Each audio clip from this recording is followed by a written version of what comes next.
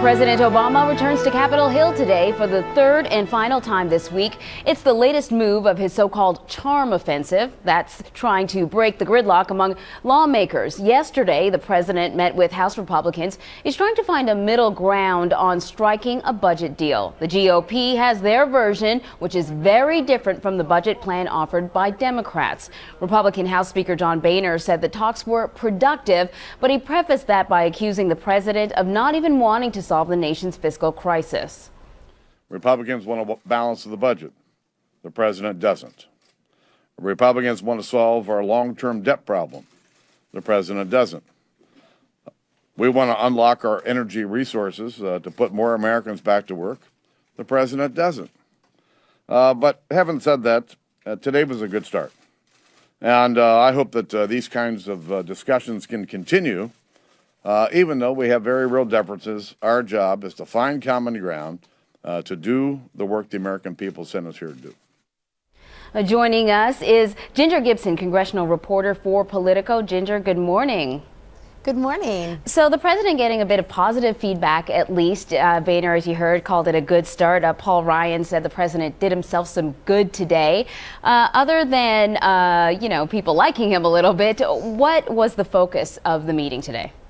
You know, he went into what was one of the most hostile territories he's going to encounter on Capitol Hill yesterday, talking to House Republicans, some of who pushed back quickly. You know, he couldn't get them to abandon their talking points, as we heard John Boehner, still very critical of the president, but he was able to make a sales pitch to say, come on, guys, let's get together, let's find some common ground, and let's come up with a solution. And that was a big step for him, let a lot of people have ground to say, all right, let's have compromise, let's talk. And at the point where they were before, where neither side was looking like they were going to budge, that's progress in itself.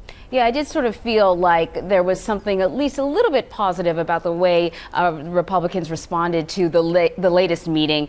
But I got to ask you, do you think this is working? These series of meetings have been coined the charm offensive. Is he charming the Republicans? Are they receptive? And what is he hoping ultimately to get out of this?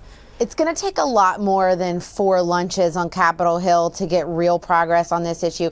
President Obama wants a grand bargain. He wants a deal that looks at taxes, the deficit, entitlements, all of the issues that are out there that brings an end to these big fiscal fights, these deadlines we've been seeing for the last several months, not something he wants to deal with for the rest of his term. But it's going to take more than these lunches. It's going to take both sides sitting down, both sides giving ground. President Obama has said he's willing to give on entitlements, something that's very important to Republicans. And some of the Republicans have said that they might be willing to give ground on some of the taxes, closing loopholes, ending subsidies that the president's asking for. That sounds pretty good. Now, we've heard about the budget plans from both parties. Paul Ryan, a little earlier in the week, he says he can balance the budget in 10 years. His plan, of course, includes tax cuts and cuts to spending. And now we heard today from a Senate Budget Committee Chairwoman Patty Murray. The Democrats' plan does not promise to balance the budget at any time. And, of course, there are some new taxes in there. Any middle ground at all between these two plans? The gap between the Senate budget and House budget is bigger than the space between the two chambers on Capitol Hill. There's a lot of room there for both sides to move towards one another.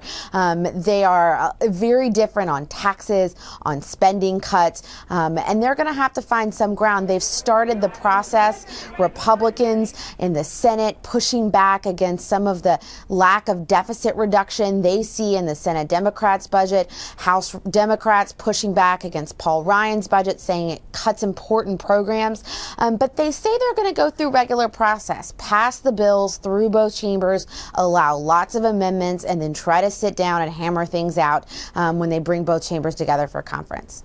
So the president now is expected to release his budget plan the week of April 8th, but you talked about him not wanting to have to deal with these deadlines over and over and over again, and he has one looming at the end of the month, March 27th, a possible government shutdown if the government is not funded. There is a bill. We're waiting for the Senate to move on that bill. What's happening? Are we going to see anything? Are we going to see this bill passed?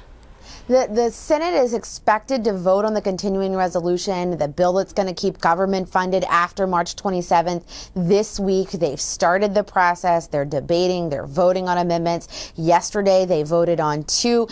So that's movement towards getting something passed. It's going to be different than the version that came out of the House and passed there earlier in the month. And so then both sides are going to have to sit down and decide whether or not House Republicans can support the compromise that's going to come out of the Senate, or they're going to amend it again and drag the process out. We could be pushing that March 27th deadline, but all sides have made clear they don't want to see a government shutdown, and they're willing to get some stuff moved around in order to avoid that. All right, Ginger Gibson, congressional reporter for Politico. Thanks for joining us.